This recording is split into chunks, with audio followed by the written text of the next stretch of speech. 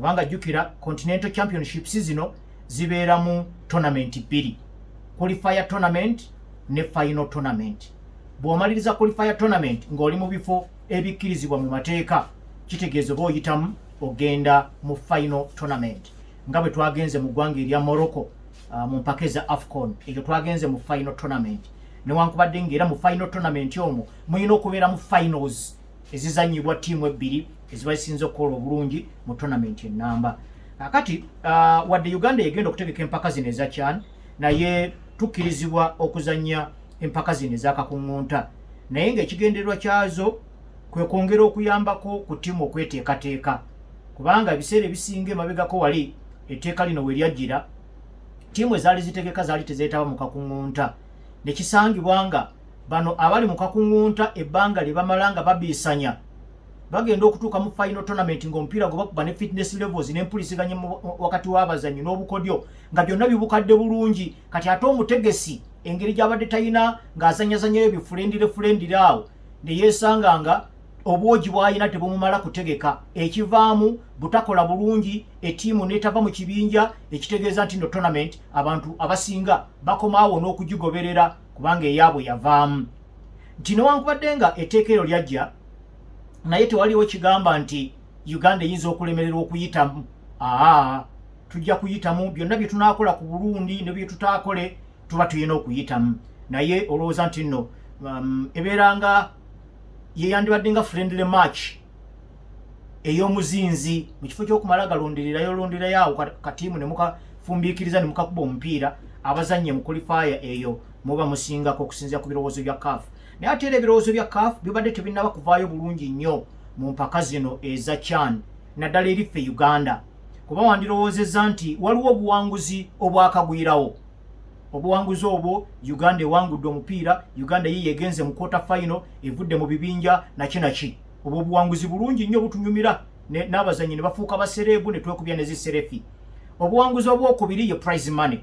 Tiimu zonna eziyitamu okuzannya mu mpaka zino eza CHAN n'ezo eziyitamu okugenda mu mpaka eza AFCON bafuna prize money. Kasita oyitamu ng'omanyako akasente kayingidde dda. Singa weerwanako n'otannyukira ku bottom of the table mu kibinja, obeerako akasente k'osinga ku oyo asembye mu kibinja. Bw'oyitamu n'ogenda mu knockout stages osingako oyo atavudde mu kibinja. Kati waliwo akasente ako nako buwanguzi bwakubiri. Naye waliwo obuwanguzi nze bwe nsinga okwettanira bwe bw'abazannyi baffe okukozesa olusowaani olwo okugenda okuba omupiira ogw'ensimbi. Kuba wandirowoozezza nti nno tournament eno yeyina okuwa climax ey'enjawulo eya league, gye wandiise entikko ey'enjawulo. Kubanga entikko gye tumanyi eya league bulijjo wano mu Uganda kwe kufuna awangudde ekikopo kwoyo atakiwangudde n'oyo alwanya ennyo n'atadda mu kibinja kya wansi. Bye biringa ebinene bye tutunuulira mu liigi. Wano wakati tewaliwo kintu kirala.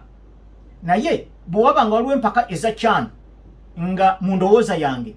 nga empaka zino zeetabwamu abazannyi abasambira mu liigi yaffe ey'awaka,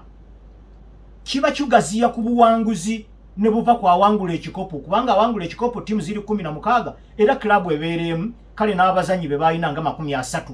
Naye bwe kiba nga liigi erimu abazannyi nga 7, abalala baba tebafunye mukisa kugabana ku buwanguzi obwo. N'olwekyo ababa tasobodde kufuna ku buwanguzi obwo, obuwanguzi obwa ssekinomu buyina kujjira ku mupiira gw'okubye, kubanga bakochi ba ttiimu z'eggwanga baba bakulaba nga bakuyita oba osobodde okufuna climax ey'enjawulo ey'enkanankana kabe kasinge n'okusinga abo abawangudde ekikopo ekya liigi. Kubanga abawangudde ekikopo ekya liigi nga Uganda bwe tuba tetugigoberera era bwe bagenda ku kontinenti bazannyayo matches nnya nga bavaamu. Naye kaakati gwe wano bw'obanga ekintu ekikubidde ddala bulungi ku merit nga ne kamera nnyingi nnyo okwetoloola ensi yonna ezikutunuulidde ne ba agenti bonna gye bali ne bannannyini clubs n'abaziddukanya ne ba coaches bonna nga bakulaba, kisinziira ku by'oba okoze, kitegeeza by'okoze ebitali bituufu bye bisinze obungi singa oba tofunye wakwegwanyiza kutwala. So nze bwe ntunuulira empaka zino eza CHAN bwentyo bwe nzirabamu, era ndowooza performances zaffe mu mpaka zino eza CHAN zandibadde zireetawo enteesa n'enkubaganya y'ebirowoozo ey'omuggundu eri abakulembera clubs, abaddukanya league n'abateekateeka competitions beebuuze nti bannaffe omupiira guno gwe tukubye gujjayo ekifaananyi kya liigi yaffe bwe gubanga gukijjayo maama liigi yaffe nga mbi bulala kati enkubaganya y'ebirowoozo bwejja ku administration level ne ku technical level olwo kitegeeza nti nno kijja kutuuka ne ku byobukodyo kubanga ebyobukodyo byebiri tactical kiba kiyingiddemu omulimu gw'omutendesi ebiri technical byebyo ebizaale n'omuzannyi omuzannyi kiyazaalibwa nakyo kyosobola okutereezaamu gwe ng'omutendesi kati awo enkubaganya y'ebirowoozo naye kakati bwe kibanga empaka zino ezakyani kasooka nga zitandika mu 2009 Uganda yakalemwako okwetaba mu mpaka zino omulundi gumu gwokka gwe gwa 2009 awalala wonna era ffeffe kaffe tulina record ey'okwetaba mu mpaka zino emirundi emingi naye twetabamu bwetabi tetuvuganya yensonga lwaki tetuvangako mu bibinja wakati wa 2009 ne kaakati egyo emyaka tegibanga 15 singa enkubaganya y'ebirowoozo yatandikirawo nga mu 2012 awo ne tulaba engeri gye tuyinza okutereezaamu liigi yaffe ne competitions okutwaliza awamu n'abasambi sekinnoomu tuyinza ba improvinga tutya tuyinza kuba kudevelopinga tutya omuzanyi sekinnoomu asobola okuyingira mu ttiimu ba coaches ensomesa yaabwe courses zaabwe ze basoma mulimu subjects ezina ezasanyalala ezitasobola kuba na liisa eryo eriraba obusobozi bw'omuzannyi n'olwekyo ne lirowooza nti nno bw'omukola kino oba bw'otamukola kino kibaako engeri gye kikuzaamu kino kakati ebyo bye bibuuzo ebyandibadde bibeerawo ng'era abo abaaliwo mu mwaka gwa 1968 bamuzeeyi gundi Henry Baramaze Lwanga bwe baatuula ne bannaabwe nga Uganda emaze okuba omupiira omubi ennyo mu Nations Cup gye twasooka okwetaba mu 1962 ne tulema okwetaba mu 1965 kakati ne tuddayo mu 1968 ne tukuba omupiira gwali gutamala nako twateebayo ebigoolo 2 goolo ya Uganda mu Nations Cup eyasooka yateebwa gundi Jonathan Bunyenyezi mu Nations Cup gye twasooka okwetaba mu 1962 twateebayo ebigoolo emu naye olw'okuba nti nno mu eyo Nations Cup waliyo ttiimu nnya zokka kitegeeza twatuukira ku semi-final naye twagenda okutuuka ne batugalamiza ne batukuba n'oguddako gwali gw'okulwanira ekifo ekyokusatu ne tuvayo nga tuzanye matches 2 tuteebyemu goolo emu eya Jonathan Bunyenyezi bwe twaddayo mu Nations Cup wa 68 twateebayo ebigoolo 2 naye era tetwawangulayo omupiira yadde okufunayo akabonero yadde okuva mu kibinja goolo ya Dennis Obua ne goolo ya Paul Ouma kati abaaliwo awo bwe bakubaganya ebizo ne baga nti bannaaye Cranes okukola ebubi bwetu kiva kukuba tubadde tetulina liigi abazannyi bakusagula busaguzi gundi eyo oyinayo mu kofi asamba nti mpaayo namba 9 awo nti ate gwe gundi eyo mu Maroons kirikita nti nze ninayo namba 2 bwe bityo bwe byali nga abazannyi bakunojjola bunojjozi kati abalonde baga nti tuteekawo liigi nga ya season namba tulabe engeri gye tuyungulamu n'okulondoola performances z'abazannyi omuzannyi aleme kuva oba musomesa aleme kuva buvi ku gundi ku nnoniye ajje wano taakyenyooke ataddeyo wabeerewo abantu nga bo mulimu gwabwe kusamba mupiira nali nnyumyako nga nkola interview ku mukulu Rafael Ouma Bwire nannyini essomero lino erya St Mary's High School Katale Bunnamwaya naŋŋamba nti ate ye yali mu club ya Nsambya ng'asamba ne games master we gundi wali mu okopa notes bwe kwagwanga mu class ng'ate bakwata kits master ali eri omuyizi yeno kati nga kizibu n'ogamba master nga tasobola nakukuba leeti ku makya ndowooza kuba munnaye aba akitegedde babaddusizza emisinde ne mukoowa era mwagenzi ogwawo nga mwoya buseera so kati abaali balowooleza omupiira ne balowooza ku nkyukakyuka ez'omuggundu okusinziira ku ebyo bye baali balabye so kakati naffe ab'omulembe guno bwe kibanga ekyo bakikola ekusukka emyaka 5 egiyise era nga waliwo abaganyulwa mu liigi obutereevu mu byennyingiza olwaleero nga n'abo abagitandika tebakyafunamu yadde sirowooza nti ne famire zaabwe tulinako kyetuzigabanyaako kubanga bwe batuyiyiza ddiiru naye bannayuganda ffe twerabira mangu bwe tusangira ekintu we tutambulira wandirowoozeza nti nno famire zizaabo abaatandika ekintu kino bandibaddeko omutemu ogubafuna buli sizoni kubanga be batandika ddiiru Uganda yali teyina liigi bintu byakubakubamu bukubikubi bitumasitiki egenda kuzanyamu ne Yanga Salumbe yali nga y'abantu nga banubbi ab'eggwanga ery'abanubbi nga bye bakubiramu bokka ogenda okulya nti abazanya mukoba ne bitumastiki bwe bityo abakozi abavuga ebimotoka ebikola enguudo nga bebakungana ne bakubakubamu abakulu kwe kuyiiya naye kakati between lwe bakirowooza ne kakati emyaka gisose ne 50 bo abakiyiiya tebakyakifuna namu fe ab'omulembe guno ffe tukifunamu n'abo abakiyiiya wadde families zaabwe bayinza okuba kakati abasinga baafa yadde families zaabwe tezikyayinawo ziganyulirwa mupiira yadde be baleeta ddiiru abalya mu ddiiru bapya ogwo ogutali musango katonda bwati bwategeka ensi ye naye ffe tulowoozezaawo kyekipya abanaddawo emyaka 5 egijja kyebanaalyako kubanga tulabye nti tiimu yaffe ekola bubi mu mpaka eza CHAN empaka eza CHAN zibeeramu abazanyi bokka abakubira mu liigi eyawaka kakati era emyaka 15 miramba tetulabanga nti nno tiimu yaffe tekola bulungi mu mpaka za CHAN n'olwekyo tuyiyeyo ekirowoozo ekipya ekiyinza okusiba engozi kubanga liigi yeweeka tiimu y'eggwanga erya CHAN eri tiimu enkulu ejja kuleeta ba Timothy Awani abo bo bali Israel ejja kuleeta ba Bobosi bya Ruhanga bali USA naye eno yabano abaawano tuyina okufuna obukugu obwo n'abakugu abasobola okusengejja ensonga ezo bongere okutunuulira lwaki tiimu y'eggwanga ekola bubi mu mpaka eza CHAN yo liigi mwe tubajja esibiddwa bulungi bw'eba esibiddwa bulungi entendeka y'abazannyi bano engeri gye bakwatibwako okubira ddala nga bato bamale bafuuke aba liigi omukululo ogwo gwo guli gutya bwe tuteebuuza ebintu ebyo nga abo abaaliwo mu myaka gy'enkaaga bwe babitunuulira ne babinogera eddagala nga nakakati ku ddagala eryo naffe kwe tuli naffe tulina okuyiiyawo ekyaffe ab'omulembe guno abaliddawo emyaka 5 balitwenyumirizamu nega bannaye abaaliwo ebiseera ebaneba ate batuyiyiza kino kuba nti nkakasa naffe ab'omulembe guno twenyumiririza mu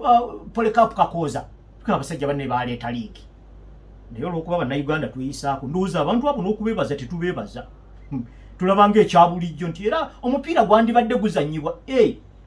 guzanyibwa naye singa abo tebaleeta kirowoozo ekyo tukisasula kyova olaba omupiira eri gye gwakulaakulana edda ebintu ebyo birowoozebwako kyova olaba noono omulenzi gundi Dennis Omedi ataawangudde engule ey'eggoolo ey'omwaka Frank Puskas Award eri bo abazungu eyo abasambi baba bagenda giteeka mu ndagaano zaabwe kyesirowooza nti wano Dennis Omedi anaakiteeka mu ndagaano nti munnaye nze naliko mu top 3 mu nsi yonna ku ggoolo ennungi n'olwekyo obanga oyagala okumpa omusaala olina kutandikira wano okudda eno ne image rights zange zirina kubeera bwe ziti ne balondo bwe batyo bagikola tekubeerako yadde siringi 1000 olwa Uganda wabula abazannyi abawangudde balondo n'ababadde mu bifo ebyenjawulo mu kuvuganya ku balondo ebyo babitwala butereevu mu ndagaano zaabwe kakati klabu gye basolooza ne tiimu z'eggwanga bwe zibayita tomala gayita ya awangudde balondo olina okuba kava ow'enjawulo gw'oteekawo ono ndowooza musajja wattu Dennis Omedi ebyo bijja kubeera byakunyumyako bunyumya nga tuvuddeko wano ewaffe sisobodde kubawa ku tiimu yaffe y'eggwanga eya CHAN naye mbadde njagala kubawa bintu bino mu kifaananyi ekigazi olabe omusambi ataayitiddwa kiki kyafiirwa olabe liigi yaffe weeragayiza mu ngeri y'obutakola bulungi mu mpaka zino ate ne tutalabikanga ekituyigudde ettima nedda bakiyita kuyigula ttama ne tutalabikanga ekituyigudde ettama ne tutakolawo nkola yankalakalira eyinza kuzza bujja nsonga eyo ebivubuka bino biiva ezibisuma byazze wano ne bikuba mu mpaka zino eza CHAN kati biri mu spars bisajjalaata lwaki ffe tetulinayo waakiri akalenzi akakubawa mu championship oba obulenzi nga buno oba butaano abalala bonna abazze nga bakuba mu mpaka eza CHAN ogenda okubalaba kati nga eya 2018 ya Sebastian Dosabre gye twali mu Morocco ogenda okulaba okujjako bano bataddewo lwanga okuba nti ali wali mugundi e Rwanda ogenda okulaba abalala bonna bekulungulira wano eyali mu Vipers n'agenda mu CHAN oyo wa 2018 yeetolola bwetolooza alimu wano mu KCCA 2018 okutuusa kaakati gibanga emyaka 6 mulamba ugamba baivezi bisuma lwaki bo bagenda eri so kati ebibuuzo ewe tutebyebuuze ne tuwaayo answers entuufu nga answers zino tetuli answerable ku bantu wabula tuli answerable eri omuzannyo gw'omupiira kubanga bano abantu babeera bangu bakumatiza bwobanga oyagala kubiyitiramu awo oba kakiiko akafuzi akafufa oba oyagala kukiyitiramu badelegates awo bayinza okubaako abawanika omukono baga nti awa maggwe gwosinga naye ffe bantu bannaffe bayinza okutulowoozesa nti nno bye tukola bye bisinga naye gwe omupiira gusigala gukusongamu era ffenna ab'omulembe guno gujja kusigala nga gutusongamu okumala ebbanga eddene ate tiimu eno eya CHAN yandibadde development team nti abaana bano abava eno mu zi under 23 mu zi under 17 nakinaki twandibadde tubalengera nga baviirayo mu tiimu eno eya CHAN olwo balyoke basimbule obawulire bwe batalaaga Europe balyoke badde bakubire tiimu y'eggwanga Cranes enkulu naye ate ogenda okulaba ng'ate n'abali mu Cranes enkulu be wandirowooza nti bavudde eno mu development ate nga bazzeemu ne babayita eno mu tiimu eya CHAN gye wandiise ya development kwe kana olaba nga bikyalimu okuyuuga naye abakulu bekikwatako oba oli awo bayinza n'okuba bakubaganya ebirowoozo eyo nga nze simanyi kuba tebalina kumbuulirako naye nze ndowooza nti eryo ekkubo lyetandibadde tukwata kati tugenda kulaba abakulu abali mu top 3 mu liigi y'ababinywera e Bungereza nga bagabana empaka ez'enjawulo. Liverpool ne Arsenal bali mu nsiiko olwaleero, Chelsea eri mu nsiiko olunaku lw'enkya naye mu mpaka za njawulo egenda kuzanya Shamrock Rovers okuva mu Ireland mu mpaka eza UEFA Europa Conference, naye Arsenal ne Chelsea bo bagenda kuzanya mu mpaka eza Carabao era bazanya leero. Jukira era kumpi bayimiridde bwe batyo n'abazanyi baabwe abasinze okubasitula okutuuka awo nabo bayimiridde, kubanga Liverpool si yekulembedde. Mo Salah ye muzanyi asinga okulabika obulungi mu liigi y'Ebungereza, yakateba goolo 13 n'akola emikisa 8. Kitegeeza ku goolo 31 Liverpool ze yakateeba omusambi ono omuyekka yeetabye mu goolo 21 bye bitundu nga 7 ku buli 100. Cole Palmer era yamuddirira awo owa Chelsea ateebye goolo 11 n'akola emikisa 6. Kitegeeza yeetabye mu goolo 17 kwezo goolo 37 Chelsea ze yakateeba omugatte. Bukayo Saka yakateeba goolo 5 n'akola n'emikisa 10. Nekibanga kitegeeza nti no yeetabye mu goolo 15 kwezo goolo 29 Arsenal ze yakazanya bye bitundu 51 n'obutundu 7 ku buli 100. Tujja kufunayo obudde tutunuulire amaanyi n'obunafu obw'abavubuka bano n'engeri gy'osobola okubajja mu game. Script ndowooza nja giteeka ku YouTube. By the way, bye nakolako ku Monday bitajjula nabitaddeyo ku YouTube, mujja kugenda mu bisanga. Abataagenzeeyo temwategedde we nawaliriza mu script ya Monday ate gyo saabizeemu. Naye kakati akantu kano ndowooza nja kukabawa ku YouTube eyo kakubaganyeko ebirowoozo. Amaanyi n'obunafu bwa Bukayo Saka buli luddawa, ate obwa Mo Salah, ate obwa Cole Palmer. Kubano bonna Cole Palmer yazanya centrale mu nnumba eza team. Bano ababiri bazanya ku wingi. Bukayo Saka wingi ya ddyo ne Mo Salah wingi ya ddyo. Bukayo Saka akuba amakoona ogezaako okwongereza ku bungi bwa assists ze zaakola. Naye bano ate ababiri ne gundi Cole Palmer agakuba ne free kick, naye ate ye Mo Salah takuba makoona, naye ate akuba penalty ne Cole Palmer akuba penalty ne Bukayo Saka akuba penalty lwakuba oluusi azirekera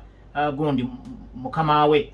Martin Odegaard. Naye tujja kufunayo olunaku tumenyemenye mu bavubuka bano abasatu tulabe emirimu gyabwe. Naye mbadde njagala bategeeza top 3 ey'Ebungereza engeri gye bagenda okugabana emirimu mu bisaawe eby'enjawulo mu nnaku ez'enjawulo,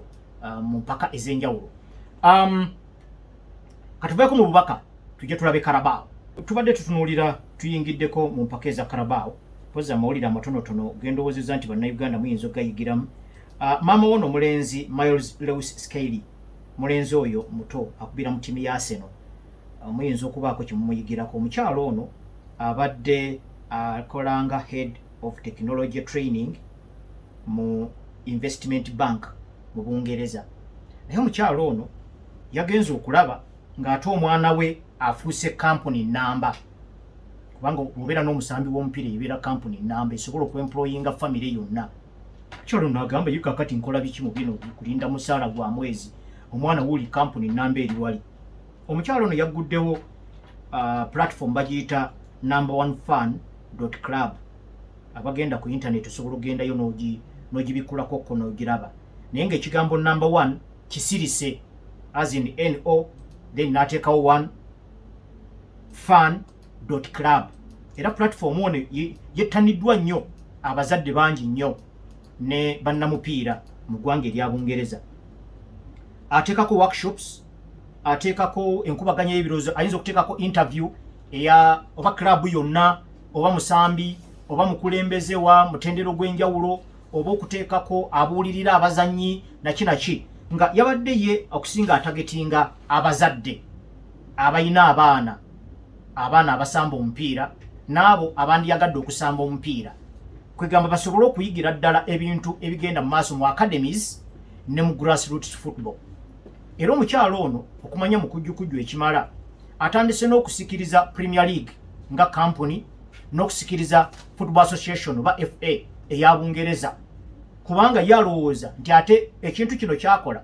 kigattako ku mupiira okutwaliza awamu kubanga abazadde abamu babeera niyo ne baganda n'abaana baabwe okusamba kuba tebamanyi bigenda maaso mu academies. Abamu tebamanyi na bisaanyizo, tebamanyi na bukwakulizo buliyo, tebamanyi na kimwana kyafunamu na kyafiirwa singa agenda mu academy. Kati omukyalo ono agira na hosting oluusi bamaama oba bataata ab'abaana abato oba banaatera okufunayoko ku baana oli naga nti nange nandyagadde omwana nga asambe mupiira nti anti muyita wano. Gundi eyo platform eyo eri very very informative. Oluusi agikola nga mu nkola ya Zoom ng'afunyeyoko omu ku bakungu oba CEO wa club neno oba nga Manchester City n'amubuuza kino omuzadde ayinza kikola atya bw'abeera n'omwana bw'ati. Ekintu kino kiraze nti nno kikuta akati era abazadde bakyettanidde kifunye tutumu ly'amaanyi mu kaseera akatono ekiguddwawo. Omukyalo ono naye okumanya ekintu kino yakyetegekera kubajjukira Martin Skelly ono katali mu myaka 18 naye yeegatta ku akademi ya Arsenal ng'alina emyaka 9. Kati omukyalo ono n'alengera wala n'amanya omwana ono ayinza okufuuka ensonga kati wona atandise okubeemu emipiira egiwerako mu ttiimu ennene nga Arsenal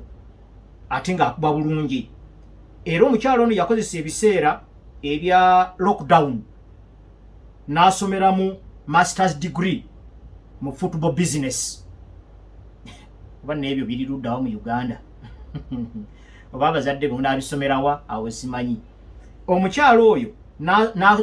n'atuuliramu n'ebigezo ebya agent ku ddala erya FIFA abo bakitunzi b'abazannyi naye ng'abadde alina omulimu ate omulimu munene bwe gutyo naye olw'okuba ng'era bamwalabako oba nabasomerako wano ku lundi Ronaldinho kasita ye yafuna omulimu oguvaamu ensimbi ogw'okusamba omupiira yazzaayo maama we n'asoma obwannansingi. Maama we yali akola buli mulimu obwo mu supermarket ezo n'agenda n'ayeeraayera n'asiimuula na biki yamuzzaayo kusoma bya Nansi kuba yakimanyi omusambi w'omupiira ayagala obujjanjabi. Bannyina simanyi basenga simanyi baani abo bonna bamwetooloddeawo n'abatwala mu koosi ez'enjawulo ezitambulira ku profession eno. Omu ku bannyina ndowooza yamutwala ku koosi za byakufumba kubanga omusambi alina okulya ebintu eby'enjawulo. Kati kiri eri omufumbi ogenda okwebuuzaako eri avunaanyizibwa ku byokulya mu club gwe yandiyitiddwa nutritionist. Mubuuze kakati omusambi bw'ati alina kulya biki era buliddi era mu bungi ki nga obigamba omukugu naye nga omukugu ono gw'ogamba nga ate mwana mu kifo ky'okkubira brother wo gawekyo nti owaaye nti omwana eno ali ku kitanda tuweerezeeyo abiri awo obeera mukozi osaba busabi advance kubanga oli mukozi. So naye bazadde baffe simanyi oyinza okubeera bize simanyi oli mu katale emyera gigira naye ejja kwesanga omwana oyo singa aba afunye attention entuufu naddala ekyennaku tuli mu nsi etannabakula ate ne mindset yaffe ey'emizannyo si nnungi nnyo naye ojja kwesanga nga akakasente kojja ku mudaala ogw'ennyaanya omwana ayinza okukakola mu seconds 2 naddala abasambi betumanyiiko ng'omusambi afuna emitwalo 10 ejja pound wiiki emu ate nga nzwala ya Africa emitwalo 10 abamanyi exchange rate oyinza okubisaamu awo n'olaba omusambi sente z'abaako kakati nga eroddayo mu myera ng'omwana akola ogwo songa wano ng'akula wasinga okwetaaga attention yo omanye nti nno yeebase mangu omanye nti nno kocha amwetaaga saawa bwe ziti oyinza n'okufuuka driver we bwe mba muyina emmotoka awaka bino byobadde ogira n'obivaako ng'ovuga mwana kumutwalayo kochi ng'omubuuza munone ku mmeka nti munone ku 6 ng'omunona ng'omuzza alina kunaaba atya alina byonna n'obyebuuza n'obeera ng'obimanyi kubanga eno kampuni namba omusambi agenda okutuuka okuvaayo webuuza n'okwebuuza lwaki wagendanga mu katale ng'olina zaabu mu nju n'omwana gwe walekeranga oluusi omulekera mukozi bw'ajjayo kuba kapiira n'amalayasi endabirwamu ey'emitwalo 5 emiggo omukuba gya mitwalo 8 kale naye ako nako mbadde ndowooza nti nno kayinza okujjako eyo abasaagira mu talanta z'abaana muyinza okukisalira amagezi kati ate mpozi zina okunyikiza ensonga omwana bw'aba azannya famire ye mwe muyina okusooka okubeera ba fans number 1 kyekimu ku bye nabagambako wano nti abawagizi abamu babeera bakyereeta naye abalala babeera bayungule kakati wano abazadde babeera n'omwana asamba omupiira nindi batamanya na gyasambira nti bagenzeyo okuba kapiira ng'onaasigala ku tomanyi na mwana bw'asamba songa mu nsi ziri eziteredde ezifaayo famire yo yesooka okubeera abawagizi abasooka era abakungu ba club babayisaamu dde eggaali nga famire nga kiringa wano famiri ze twali tuyina wano mu Uganda emabegako eri mu bajjajjaffe ng'osanga awaka bamaama baliwo 2 nga bazadde abaana omugatte nga 40 kati abaana abo yalinga ng'omuntu yenna agamba muntu kubeera ne famire nene kirungi nnyo nakinaki naye nga mulimu ekikusike nti oba ofunye labor force ewerako omanyi abaana 40 bwe bagwa ku lubimbi mu mwanya awo kibalukola 40 eyo labor force ebeera awo so kakati na wano mu muzanyo gw'omupiira the larger the family ne club gyekoma okufunamu mu bawagizi bw'obanga olinamu abasambi 2 bonna nga basambira mu tiimu katugambe oba Manchester United nga mu family mulimu abantu 10 buli lwebeerayo match ebeera nga outing eya family ne bw'obanga oli omupiira tagwagala ne bw'obanga byosamba tebiri nnyo byakabi nti bajja kuddawo bakuba enduulu nakinaki ebeera family day out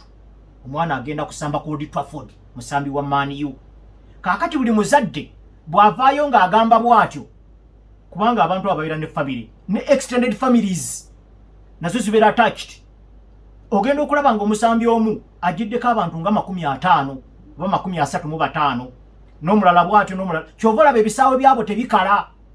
tebikalira nti nno kakati ekisaawe naye kakati ffe wano tubeera bize ate ogenda okuwulira Mugisha Atanansi ate muto waakuba naye ate bamuyise egindi ku board emalaba ate kakati ebyo babazungu babigoba kyova olaba ttiimu nga zi Leicester City zibeeraawo tezivuganya ku bikopo tezikola ki ne Southampton mugenda giraba olwaleero yakawangulayo simanyi bawanguddeyo omupiira Southampton ndowooza bayinza okuba bayinayo win emu oba 2 naye mugenda kulaba ng'ekisaawe kijjudde St Mary Stadium olina okwebuuza abo bavaawa ate nga tebasasuddwa kubanga bannayuganda kyebasinga okuwulira kusasulwa oba n'obagamba mujje muyingirire bwereere buli ayingira tujja kumuwaayo omujoozi oyinza okubagobera ne ku geeti naye bali basooka kujja kati abawagizi ab'ekika ekyo babayungula mu ngeri eyo ne bayungula naye ekyo ndowooza nakyo njja gibafunirako olunaku olulala engeri gye bayungulamu abawagizi naye engeri gye mbinoonyerezaamu mwandibadde munsasulayo ak'enjawulo naye ndowooza nja biteeka ku YouTube manyi YouTube eyo kyenjagalako kwemanyi abantu abanga ab'omunda kugambi abamanyi gye nvudde nolwekyo ndowooza nja kukateeka ku YouTube okwo munaakawulira naye nga olwaleero Arsenal ezanya Crystal Palace ekimu ku bintu ndowooza eno fix yayo mwabadde mwagitegedde dda naye kimbadde njagala ogyogeramuko kikwata ku muzanyi Ethan Nwaneri omuzannyo ono Mikel Arteta amwogeddeko nti asobola n'okukuba ebifo 3 biramba asobola okukuba wano mu nsamba eno empya gye basambisa bannamba 8 ababiri mu kifo ekya Martin Odegaard asobola n'okukuba mu nnamba ya Bukayo Saka era mbu asobola okukuba ne mu kifo kya Kai Havertz kati bwe ndabye nga Mikel Arteta ayogedde bw'ati ne nfuna muli ekirowoozo nti kirabika Mikel Arteta tayagala bannamba 9 bano bali direct era n'ensambisa engeri gy'asambisaamu erabika tebafevalinga kyova olaba 9 abo abali direct nga ba Alexander Lacazette ba Pierre-Emerick Aubameyang Yesu n'asunaawo n'abagoba ne Edin Nketiah 9 ekika ekyo yatuuka n'amusuula mpola mpola era n'ebigambo ebyali bitambulira ku Arsenal nti yagala 9 era ba Alexander Isak simanyi ba Jokerezi simanyi ba Ivan Toney essuubi liyinza okubeera ettono kubanga tewaliwo yabamugaana nekirabika takkiririza mu ba 9 abo kyovala ne Gabriel Jesus Fernando naye ebintu bimwokya kaakati ye mwenda n'etakuba. Kakati mbadde nzija enkubaganya yange y'ebirowoozo mu nsonga ya Mikel Arteta, engeri gy'ayogedde ku Ethan Nwaneri ate n'engeri gy'abadde ttiimu y'engeri gy'ebadde yeeyisaamu mu ngeri gy'erumbamu. Kirabika Mikel Arteta ebbanga lyamala ne Pep Guardiola oba ye nga omuntu takkiririza mu bannamba mwenda abo abeeyisa mu nkola eyaba Eddie Nketiah, eyaba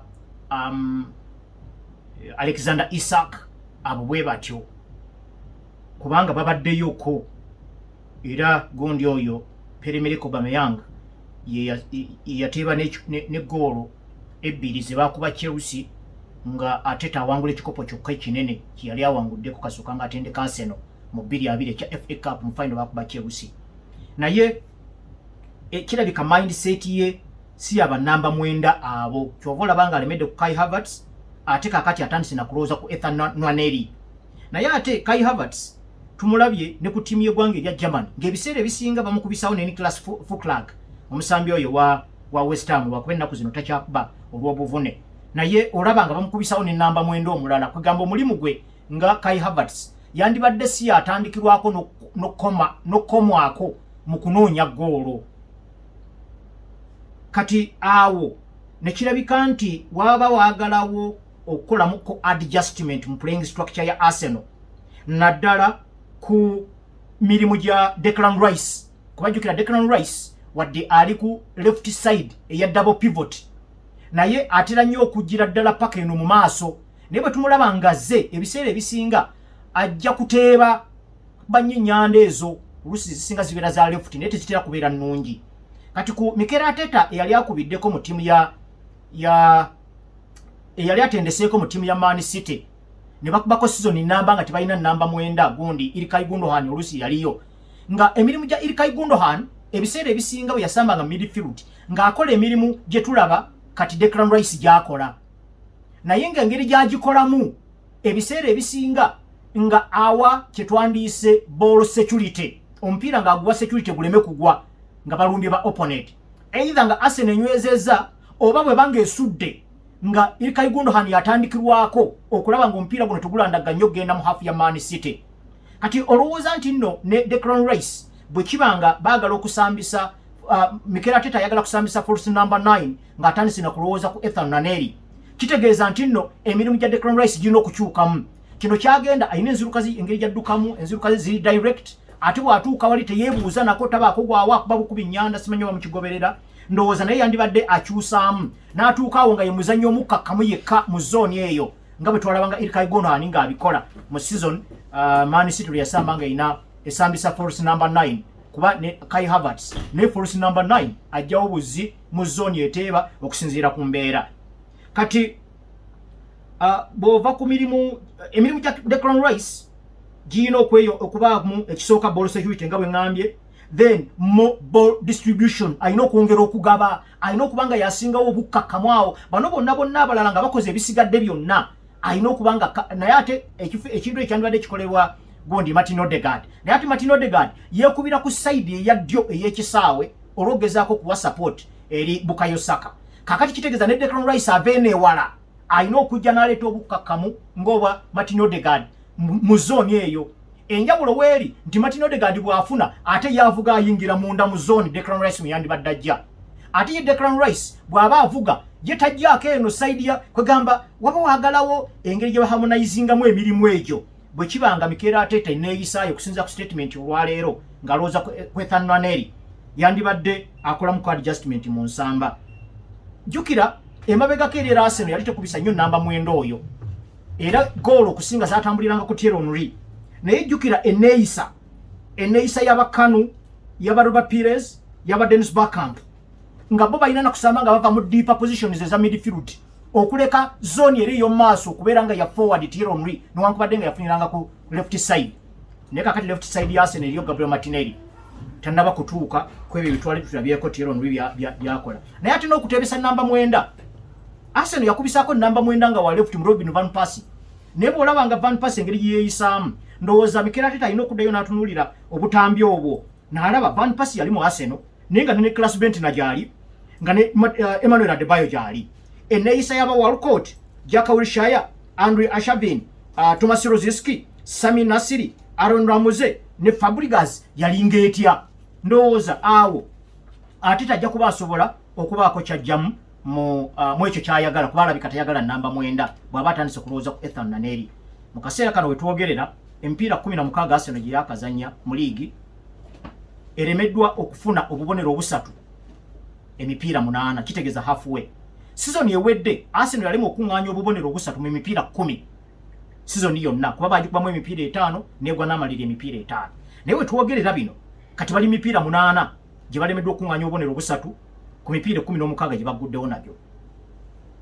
Ne Man City nayo weeri kuba Man City yakagwaddwa emipiira 3 ne bagikuba emipiira 5. Arsenal ne Man City buli omu yakalema okufuna obubonero obusatu season eno emirundi 8. Kitegeeza progress. Ebyo ebibuuzo ndowooza nti omukulu ajja kubyebuuza kubanga ebiseera ebisinga bijja na goolo butajja. Goolo bwesigaana okujja olina okusala amagezi. So sigamba nti ogenda kufunayo namba 9 mu wiiki ejja. Okola adjustment mu nsamba. Tujja kulaba engeri gy'anaabihandolingamu. Kambaagaliza obulamu obulungi Zerumas David awangaale Ssaabasajja.